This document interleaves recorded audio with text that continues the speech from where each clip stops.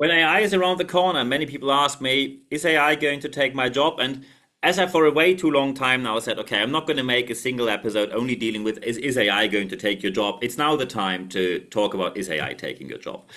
I got my AI education, that's very important to say, because the speed of light might be really quick, but not as quick as people today think they're experts in AI. I got my AI qualification from the University of Pennsylvania, Wharton Business School, Vanderbilt University, so not the worst universities. So I think I reasonably know what I'm talking about when I talk about AI. And also today, I will talk about, is AI going to take your job? Who is going to be exposed in or to which extent? And of course, we're going to talk about what are the sources confirming my views here and confirming my points. So you don't get an opinion, you get scientific evidence.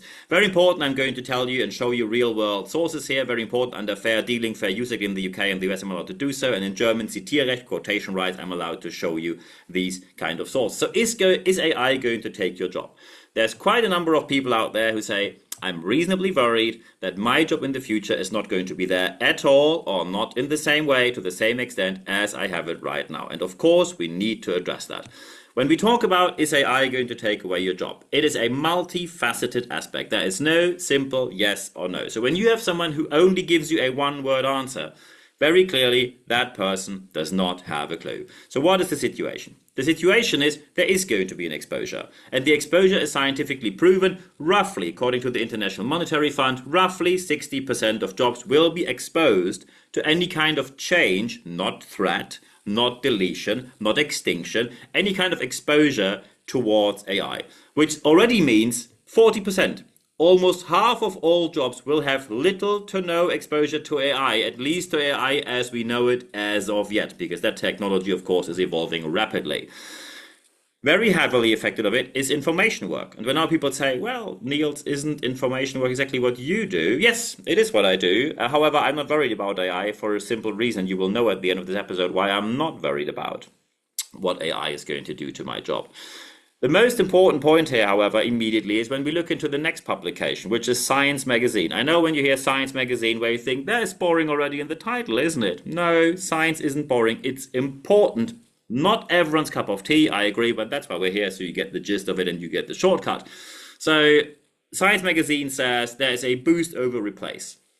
Boost over replace means when you do AI correctly, things are going to become smoother, quicker, because let's face it, how is work today? Staffing levels, no matter where you go, and I do not even talk about between social enterprises or organizations of free enterprise.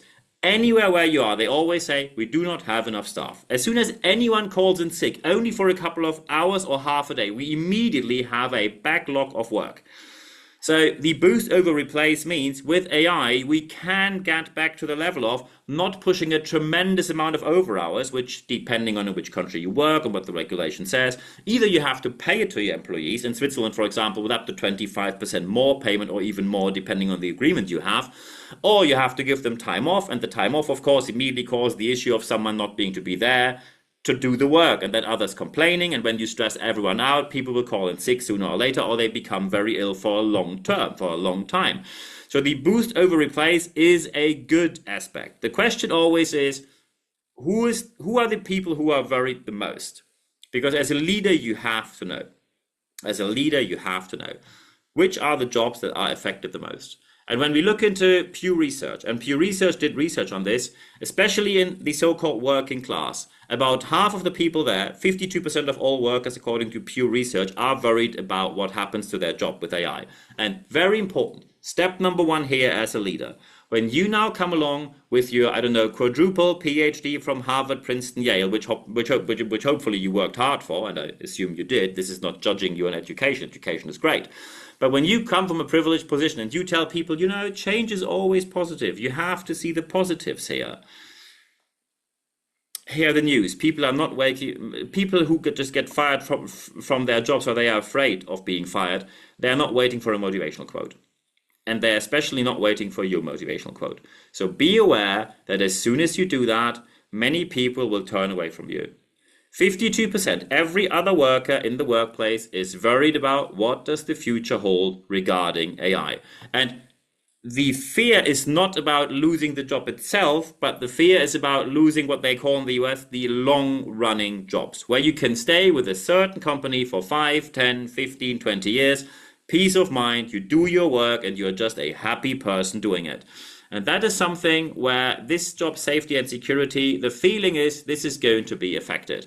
The question is which roles might be affected. And there are certain roles which run a higher risk. Higher risk does not mean that these jobs go extinct by tomorrow, but due to automation, because the task is probably repetitive, it is predictable. So basically, it pretty much means that any kind of algorithm is just quicker doing it than a human being is. And usually algorithms don't call in sick, which is another issue where, of course, humans think maybe this job is going to be gone. And these jobs are admin, number one, anything which is repetitive admin, support jobs, which are often repetitive, even junior analyst jobs are there, and any kind of routines. And that all is based on the publication Science Magazine again. So admin support, junior analysts, not analysis, junior analysts. And routines are the ones which are going to be replaced the quickest. And replaced does not mean they are gone, but probably not as many will be rehired as there were before, because now you have technology. The question is, what do you do now when you say, hey, I think in our organization this is going to affect quite a number of people. What should I do as a leader? Let's talk about the implementation, because in this podcast we do not only want to talk about what is probably not going too well, we always want to talk about what is going better when we act the right way. So, of course, you have to ensure some people that their job might not be affected. And there are certain jobs, according to science as we know it today, as of yet, certain jobs will be affected less. And these are jobs which are especially physical, relational, and high accountability. And I give you a very important aspect here. So physical means any kind of physical work. When you, for example, say care work can be done by robots. Well, try to do that. Try to get robots in the workplace. And then you need one thing to run this care home. It's called insurance. Try to get an insurance when you say, these robots I just purchased off the market and they are going to deal with humans. And then the insurance is going to say, how are we sure that they are not going to break their bones next day? Well, here we are. So this is still quite some way ago. Physical can be helped with AI and robotics, but usually it's not going to be replaced. So physical jobs are still, especially when you create something which is tailored, physical jobs are extremely important there and less exposed to AI. Support, yes, but replacement, no. Relational job, I give you a very simple example. If you're going to buy a house, if you're going to buy an expensive car, if you're going to buy an expensive plane ticket, and anything where you need a higher level of trust, you're implementing a new software. Are you going to buy the software from another human being who you can hold accountable, or are you going to buy from an algorithm? And some people say, well, most likely I'm going to buy it from a human being, especially when you have a higher investment, you meet in person, you want to know who the person is, you want to gain trust. The relational jobs, sales jobs, marketing jobs, especially sales jobs, are the ones who are affected less. And the difference between high accountability and low accountability is how quickly can you fix the error. I give you a very simple example. Let's say you you support your pizza workers who create pizzas by a robotic arm who simply can put the toppings on the pizza way quicker than any human being could ever do. So the humans are going to create the dough, and then someone's rolling it out, and then a robotic arm is going to just put the toppings on there. And when this robot arm does things wrong, the error can be handled pretty quickly. A customer is going to complain, so you give them either a new pizza, a coupon, a free drink, or all of the three, all of the above. So quite quickly it can be done that you say, hey, we saw the error, we fix it, everything's going to be fine from here. Customer happy, we are happy, it's all good, and we fix the error. When you, for example, as it happened with one of my client organizations in a project where I have not been involved, they decided that the AI data is going to decide how do they shape the districts in the future where their salespeople go. And after 3 months, they wonder why all the numbers went down. And then someone manually checked by coincidence, without getting the task to do so, they just decided by themselves. They checked the data and found out that the AI was hallucinating. And by the way, the AI is hallucinating about 1/10 of what humans are hallucinating. This is a high accountability job, so you cannot catch the error quickly. Redesigning, reshaping districts for a whole sales organization is tremendously expensive, tremendous amounts of effort. People probably have to be removed or relocated because now you have different travel routes. Some people will leave on their own will. Some people say it's not interesting anymore. You need to hire new people. They might not be interested. The whole thing starts from scratch, basically. So the high accountability jobs will be affected less. And by the way, I can tell you, even some low accountability jobs do not simply work because they are relational. I give you a very simple example. I listen to electronic music. And I do so since I'm 14 years old. So I go clubbing, yes, at my age. So when I go clubbing, at one club they had a robotics arm which served drinks. And the robotics arm was way quicker than any barkeeper in that location. So I ordered with the robotics arm. The most absurd thing I was asked, if I want to tip, do I want to tip a robotics arm? No. Why should I? Tip goes to, I don't know, the IT department? I have no idea. So the robotics arm was way quicker. However, it's just not the same. You have a barkeeper who knows what you like, bit of chit chat, smiling, having a nice evening, wishing you a nice evening. You just bond with people in different ways when you have a human being around. So after having 2 drinks, getting my amazing Coke Zero from a robotics arm, I went back to the barkeeper, who, by the way, I tipped, as I always do. When I go, for example, in London to XLYO, a Coke Zero is £5, and I tip £1, so it's £6, just to give you a simple example. Or when I go to Heaven in central London, where Coke Zero is £4, I tip £1, so it's £5. Here you are, £1 a drink, or 10%. I always do one of the two. So when it's relational, physical, high accountability, people will have less exposure. Support, great, but it's not going to be that they simply say, okay, all of these jobs are going to be massively affected. No, that's not the case. Physical, relational, high accountability, tell them immediately. And of course, who are the people who are not afraid of AI? These are the people who actually use it. I have clients who in their workforce have workers in the so-called working class who are not afraid of AI. Why not? Because they were professionally trained to use AI. They see it as a chance, they see it as an enhancement, they see it as a tool to get less stress into the workplace and simply have a better job. And on top of all of that, that is an important mantra you have to live by. You need to qualify your people to actually do the job properly. Qualify, qualify, qualify, because you want to enhance, not replace. And I give you 2 examples, one of how to do it, one of how to not do it. Let's say you have someone like one of my clients where they say, hey, we have a reasonably overage staff level, and we are going to see when someone goes for retirement if we replace them or if AI can take over. And within 1 year, 17 people retired at the regional large organization, and out of 17 jobs, they rehired 13. 13 out of 17 were rehired. The other 4 were not necessary anymore because AI could help out. And by the way, these 13 can now do their jobs without the tremendous amount of overhours, which is also a positive thing. So anyone said, okay, look, no one's going to be fired. It's all cool. And replacing, because anyone said, look, we have a couple of jobs which were simply there because these people were just there for a long time. Today, no one would create such a role. People just said, look, you have 2 years to retirement and we just give you the time. So have a happy retirement and then we take it from there. In another company where they are not client of mine, they said that, yeah, we have someone who's going to retire in 2 years' time, but we're not going to wait. We give them a golden handshake and chuck them out. That was one person being chucked out with a golden handshake. So no financial suffering, just making them leave the company by golden handshake. Immediately, the rumor got across in the workforce, they are going to replace people due to AI.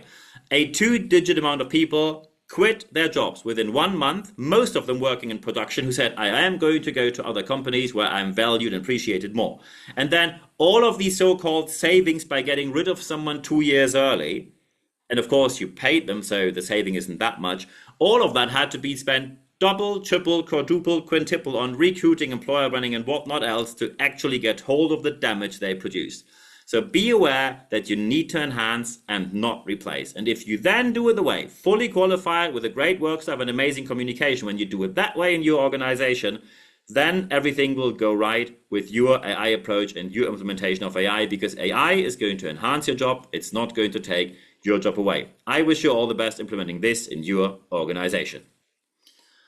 And when you now say, I think I have about 28 questions about that, very happy to chat with you. So first, of course, when you're now watching me on YouTube, one thing I have to say a genuine thank you, because we just got the numbers in from 2025, how the podcast did internationally, globally.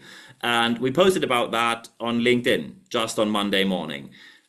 And I was absolutely astonished how it went in the most positive way. We had top 300 in the US as a non-native speaker, top 50 in the UK, top 100 in the German-speaking market during the whole year, basically. Luxembourg, I think the top 5, Malta #1. We had multiple #1 rankings during the year. So it's absolutely amazing how many rankings we received during the year. Thank you very much for supporting this podcast and videocast. I hope you will support us for a long time in the future. I put a tremendous amount of work in this for the last 5 years. It's now running for 6 years, and I'm very rigid, very rigorous on selecting the guests. So thank you very much for appreciating what I do here. It's really, really appreciated. So when you now like this video cast, when you're watching on YouTube, please leave a like here and subscribe to the channel. Leave a comment here. Thank you very much for all support. When you're listening on Apple Podcasts, Spotify, leave a review there, 5 stars. Thank you very much for that. Recommend the podcast and videocast amongst friends, colleagues, anywhere you like, online and offline. Social media, wherever you like. And of course, we are back on the YouTube Shorts. They were a tremendous success. We now put a lot of work into YouTube Shorts. So it really pays off to not only subscribe to the YouTube channel, but also to put the little bell on there so you never miss a new episode. And of course, you can also follow me on Apple Podcasts, Spotify. I'll go to my website, nb-networks.biz, so you see what I do for a living and what I'm available for regarding AI and other leadership and soft skill topics. And of course, there are often quite a number of people who say, well, these are corporate issues and companies, I can't put them in the comment section on YouTube. Yeah, feel free to email me, nb@nb-networks.com. I'm always looking forward to hearing from you. If you need something very specific, you need training, speaking, coaching, consulting, mentoring, project interim management, or a speaker for your conference, just let me know. If you just want to have a chat, happy to do that as well. So I'm looking forward to hearing from you. If you want to have live sessions, we have live sessions as well. When you go to expert.nb-networks.com, you can put your email address in there. You only receive one email every Wednesday morning where you get full access to all the episodes, the video cast, the podcast in the English and German language, way more than 400 episodes out there, an internationally well-ranking podcast and videocast. So thank you very much for supporting me here. Really, really appreciate it. And of course, go on LinkedIn, connect with me there. Don't do the follow thing. Connect with me properly. You can follow me on Instagram if you like, or you just like me on Facebook, or you subscribe to my channel on YouTube, or you do all of the 4, which probably would be best. Thank you very much for doing so. The most important thing, however, is always the last thing that I say: apply what you heard in this podcast, because only when you apply what you heard, you will see the positive changes that you obviously want to see. And when you now want to go into more depth with all the sources, here are all the sources. So when you now say, hey, I want to read the full article, here are the full articles. Just stop the video here if you just want to take a note, and then you can get to the articles and read everything I talk about. I now wish you all the best implementing this in your organization. Get in touch with me. I answer any message within 24 hours or less. I'm looking forward to hearing from you. And at the end of this podcast, as well as at the end of this video cast, there's always one thing left for me to say. Thank you very much for your time.